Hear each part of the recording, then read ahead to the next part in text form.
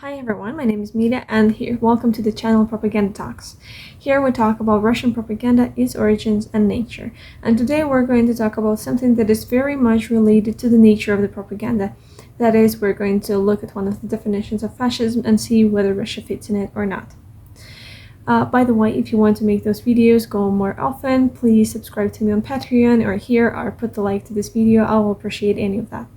So you have probably heard that from Russians, saying that Ukrainians are Nazi has become a very widespread rhetorical form. At the same time, for many Ukrainians and also for Russian opposition, comparing Russia with Hitler Germany or with fascism in general has also become a part of the discourse. So in this video, we're going to look at one of the most popular and famous definitions of fascism and see whether Russia fits in it or not. This definition was created by Umberto Eco. And who is that? So Umberto Eco, 1932-2016, was an Italian philosopher and medievalist. As you can understand from his lifetime frame, he spent his childhood under Mussolini's regime and also saw its end. Eco was not old enough to actively participate in building this regime, but he was old enough to remember it and reevaluate it in his later life and works. One of such works was the 1995 essay called Or Fascism. Or Fascism is a very emotional text where Eco recalls his own experience of life in a fascist country and defines 14 general properties of fascism. Why did he define properties and not fascism itself? According to Eco, fascism is a very vague type of regime. The regimes of Mussolini, Franco, and Hitler are different, but they all go under the same branch of fascism, and that is why they share the same core properties that help us today to identify the presence of things that Eco called war fascism or eternal fascism. Eco himself says that even one of those properties can be enough to allow fascism to coagulate around it. So let's look at them. Number one, the cult of tradition. Cult of tradition means that we're not that interested in learning anything new because everything that is valuable for our society has already been created by our great and wise ancestors. This obviously leads to incoherence and contradictions because different ancestors said different things at different times, and for some of our ancestors would not agree with something that our other ancestors said, but when we have a cult of tradition, we combine all those things together, which leads to a thing that is called syncretism. We combine different things from people who would not agree with each other. When I read this thing for the first time, I was like, oh god, this is skrepe. Skrepe is the set of traditional values that are currently protected by Russian government. That includes the protection of the traditional family, the prohibition of adoption of Russian children by citizens from unfriendly countries, and the adaptational centers for immigrants. It also leads to many contradictions because those people in Russia who refer to traditions usually either refer to their experience of the Soviet Union or they refer to traditions from the Russian Empire, which, as you can understand, are in quite an opposition. Сейчас они и вовсе перешли к радикальному отрицанию нравственных норм, религии, семьи. Давайте ответим сами себе на очень простые вопросы в России. Разве мы хотим, чтобы у нас здесь, в нашей стране, в России, вместо мамы и папы был родитель номер 1, номер 2, номер 3? Совсем спятили уже. Разве мы хотим, чтобы в наших школах с начальных классов детям навязывали извращения, которые ведут к деградации и вымиранию? Россия остается одним из последних, если не последним, форпостом защиты традиционных ценностей. И именно поэтому нам необходимо поставить конец и положить заслон всей этой, извините, коллеги, без преувеличения мерзости. Мы предлагаем установить запрет пропаганды нетрадиционных сексуальных отношений или предпочтений без относительного возраста. Number two, rejection of modernism. If you go for a tradition, it means that you're not that interested in modernization of your country because everything that's worth has already been created by the glorious ancestors of yours. And this is the case with fascist regimes. they consider the new dangerous.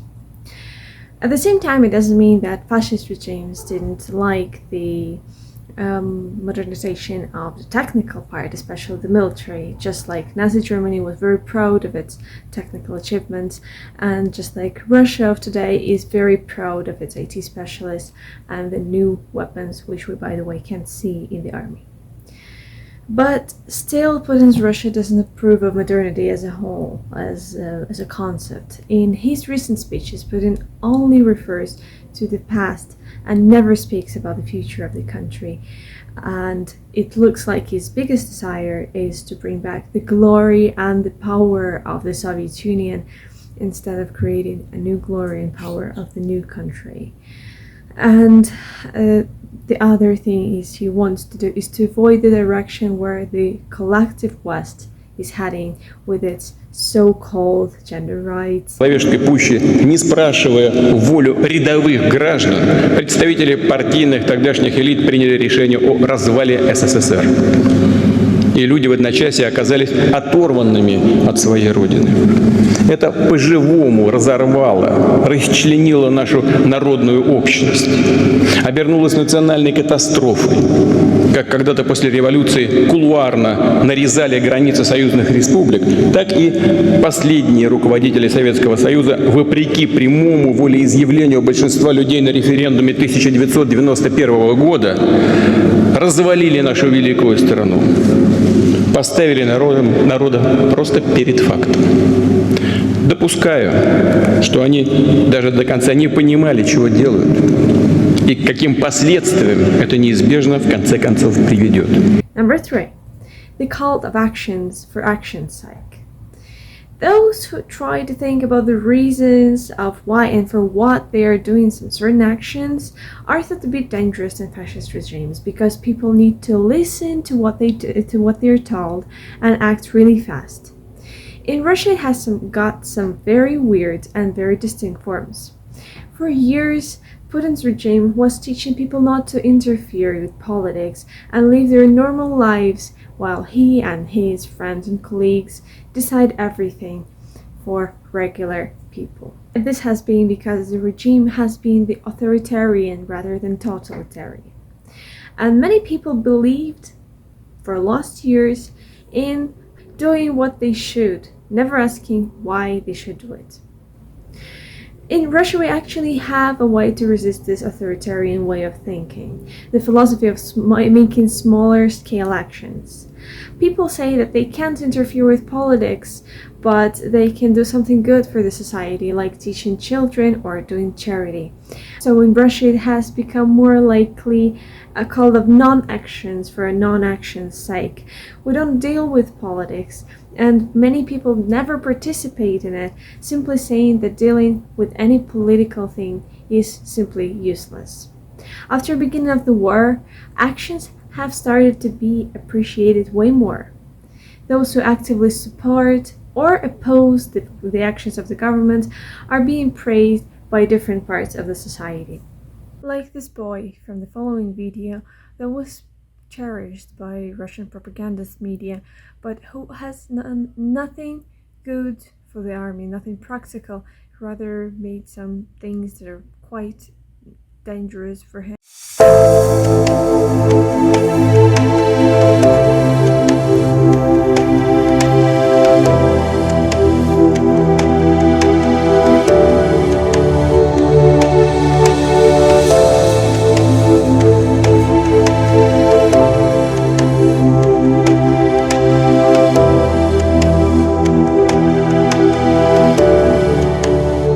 Потом бегу, одеваю такие шапку, ну и кроссовки, и бегу к военным. Ну и не опаздываю.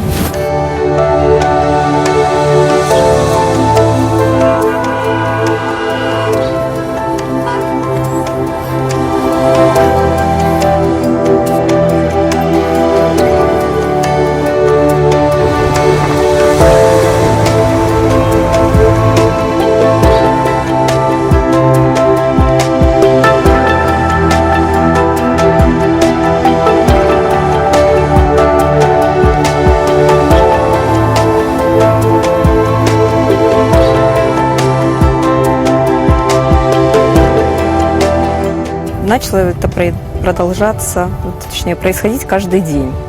Со школы приходит, переоделся, побежал. Сидит дома, уже бывало там, без разрешения, бывало, что убегает, ругала его, не помогала, техника идет, все, он мчит.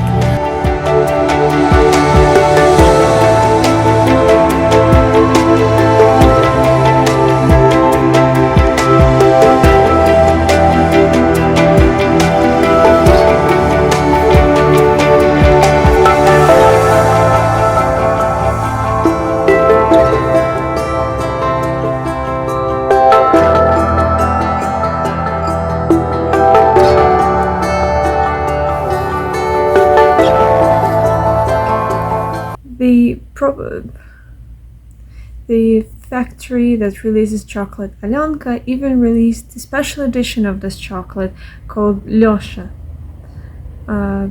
to highlight how much this act is important for the society. Number 4, disagreement is treason. Fascist regimes don't approve of any type of analytical criticism. In Russia, any form of criticism, especially now, is taken really seriously. That's why we have this crazy statistic of punishments for protesting in very different forms. And those people who express their disagreement are seen as extremists, like for example in this dialogue with the policeman in the first days of the war. Цель твоя какая? Я тебе говорю, я только, блядь, вот так вот сейчас будет все расти в геометрической прогрессии. Нам до пизды. Мы тебе будем... Угрожаете? Да, я тебе угрожаю. Я тебе угрожаю физической расправой. Неловко. Как-то. Слушайте, знаете, что неловко? То, что у меня лифчика нет, но вы так не смотрите, пожалуйста. Ну, я не буду смотреть, там, блядь. Ой, ну спасибо. Так, ударить. Ну, я по лицу бутылкой с водой. Ой. Ну. Ой. Ты как... Она, мне кажется, кайфует от того, что пиздим ее. Да посмотри на нее. Ну да, это чмо, блядь. Оригинал-то нахуй. Чё, Кит, ты что-то будешь за это? Нам, блядь, нахуй Путин сказал, ебашить нахуй. Долбоебов. Все, Путин на нашей стороне. Вы враги России, вы враги народа, нахуй. Сейчас заебашим сейчас тебя нахуй здесь и все. Дело в шляпе. Еще премию за это получишь. Светлокарие. Место работы. Я отказываюсь соответствие с статьей Конституции. Сейчас допрос не ведет, сейчас идет анкетная часть. Ну я уже сказала, Ну а что так? А? если больно. Больно. Of course, it goes along with the recent changes in the constitution that says that Russia protects the historical truth and the new law with the same function. So even historians are not allowed to question some truth that government has said to be true. That is why the organization International Memorial, that studies the repressions of the Soviet Union, has been officially banned in Russia, and their office was stormed by the police in the same day they received the Nobel Prize this year. В Москве полиция забрала пятиклассницу в отдел из-за аватарки с желто-синими цветами. Итак, жительница Москвы рассказала УВД-инфо о задержании своей 10-летней дочери из-за аватарки с желто-синими цветами. Number 5. Fear of difference. Diverse surroundings and people who are different from the masses are thought to be intruders in fascist regimes. Russia is especially visible in the results of the World Value Survey by the team of Ronald Inglehart. Here you can see the graph where countries are distributed based on how they think about their values. The Ronald Inglehart teams describes two core values of the society: survival values, which are the priority of security over liberty and non-acceptance of homosexuality, abstinence from political action, and distrust in outsiders, and self-expression values, which is obviously everything that is opposite of all that I have just told you. Here you can see that Russia, together with other Orthodox European countries, seems as secular as Western Europe, but has the level of self-expression as low as Pakistan and Bangladesh. But unlike other countries from Orthodox Europe, Russia, the survival values have become the part of the ideology, concentrating on the loss of the traditional values. The discrimination against homosexuality, for example, has been